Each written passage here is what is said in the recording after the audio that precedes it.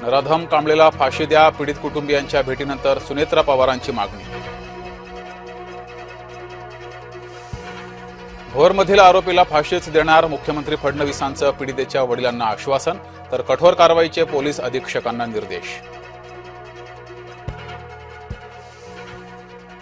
महाराष्ट्रात शक्ती कायदा लागू झाला पाहिजे, आमदार रोहित पवार यांची मागणी.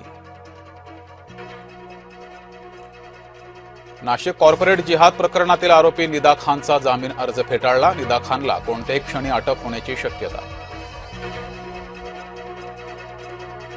2029 मध्ये भाजपा शिवसेना स्वतंत्र लढू शकते, शिवसेना नेते संजय शिरसाट यांचं महत्वाचं वक्तव्य, उदय सामंत यांचाही वृत्ताला दुजोरा. बीडच्या परळीत दर सोमवारी मांस विक्री बंद राहणार, भाविकांच्या भावना लक्षात घेऊन पालिकेचा निर्णय.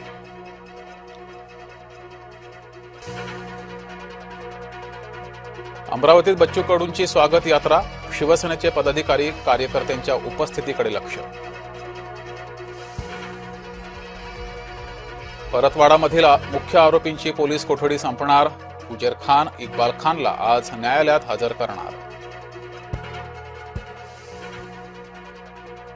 महापौरांकडून नालेसफाई आणि रस्ते बांधकामाची पाहणी, चेंबूर, वडाळा, कुर्ला, बीकेसी मधील नाल्यांची पाहणी.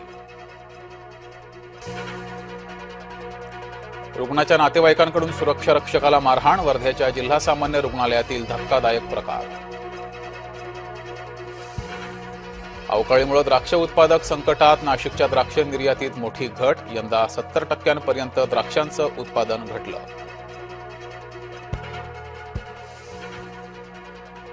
भारत सरकारकडून आपत्कालीन प्रणालीची चाचणी, एकाच वेळेस सर्वांच्या फोनवर सायरन वाजवून अलर्ट, नागरिकांनी घाबरून जाऊ नये, ही फक्त चाचणी, सरकारचं आवाहन.